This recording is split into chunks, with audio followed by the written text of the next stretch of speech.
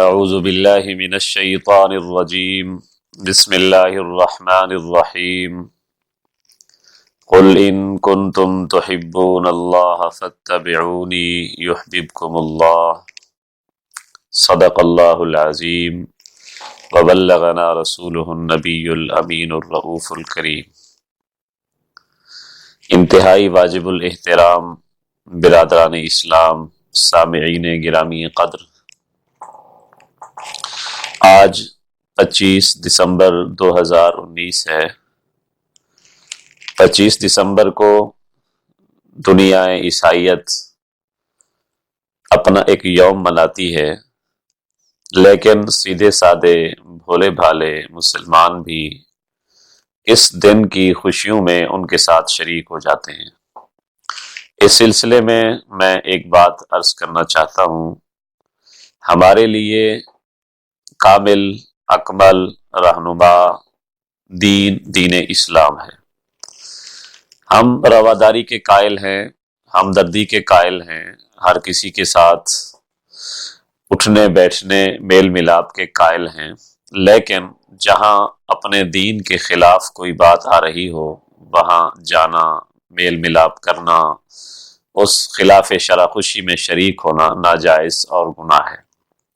نبی اکرم صلی اللہ علیہ وآلہ وسلم نے ارشاد فرمایا،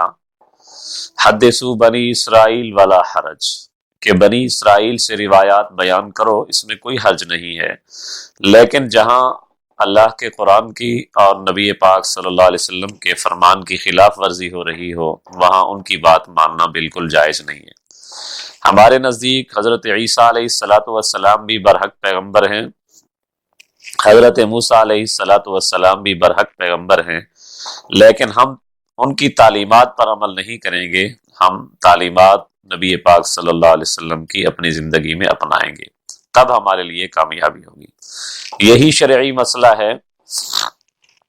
کہ ہمارے نزدیک اگر کوئی مسلمان مرد ہے، وہ عیسائی اہل کتاب عورت سے، اگر بشرطے کہ وہ اہل کتاب ہو، اس سے ہم نکاح کر سکتے ہیں، لیکن ہم اپنی بچی، مسلمان بچی کا نکاح عیسائی مرد سے نہیں ہو سکتا۔ یہی ایک عیسائی آدمی نے ایک اللہ والے سے سوال کیا تھا کہ یہ تو ناانصافی ہے کہ عیسائی بچی کے ساتھ مسلمان تو نکاح کر سکتا ہے لیکن مسلمان بچی کے ساتھ عیسائی نکاح نہیں کر سکتا۔ اس کی وجہ یہی ہے کہ جب ہمارے گھر میں عیسائی بچی آئے گی تو وہ اپنے نبی حضرت عیسیٰ علیہ السلام کا احترام پائے گی، حضرت موسیٰ اور حضرت عیسیٰ کا احترام اس کو ملے گا، لیکن جب ہماری بچی عیسائیوں کے گھر جائے گی تو چونکہ وہ حضرت محمد صلی اللہ علیہ وسلم کو نہیں مانتے تو اس لیے وہ اپنے نبی کا احترام وہاں نہیں پا سکتی۔ ہم کسی نبی کی تفریق کے قائل نہیں، اللہ نے 1,24,000 جتنے بھی پیغمبر اور نبی بھیجے ہم سب کو مانتے ہیں، اور ان پر جو کتابیں نازل ہوئی ہیں ہم سب پر ایمان لاتے ہیں، لیکن عمل ہم اپنے نبی پاک صلی اللہ علیہ وسلم کی تعلیمات پر کریں گے۔ اللہ پاک نے قرآن مجید میں فرمایا کہ لوگوں کے مختلف مزاج ہیں، وہ اللہ کے قرب جانا چاہتے ہیں، اللہ کا قرب حاصل کرنا چاہتے ہیں، لیکن اس قرب کے لیے انہوں نے مختلف طریقے اپنائے۔ ایک طریقہ یہ اپنایا کہ کچھ لوگوں نے حضرت عزیر علیہ السلام کو اللہ کا بیٹا کہنا شروع کر دیا، کچھ لوگوں نے حضرت عیسیٰ علیہ السلام کو اللہ کا بیٹا کہنا شروع کر دیا۔ اللہ بیٹے سے پاک ہے، اولاد سے پاک ہے، قل هو اللہ احد، اللہ اکیلا ہے، اللہ الصمد، اللہ بے نیاز ہے۔ بیٹا تو وہ پکڑے یا بیٹے کی اس کو ضرورت ہو جو خود حاجت مند ہو،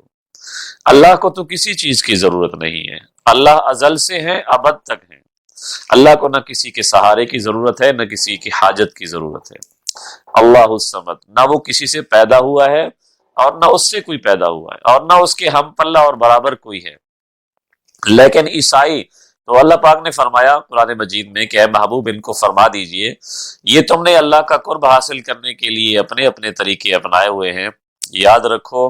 یہ تمہارے طریقے سب بیکار ہیں، اگر تم اللہ کا قرب حاصل کرنا چاہتے ہو فاتبعونی، تو مجھ محمد کی اتباع کرو۔ حضرت محمد صلی اللہ علیہ وسلم نے فرمایا کہ اللہ پاک فرماتے ہیں کہ بنی آدم مجھ کو گالی دیتا ہے، حالانکہ اس کو یہ لائق نہیں ہے کہ وہ مجھے گالی دے۔ پوچھا گیا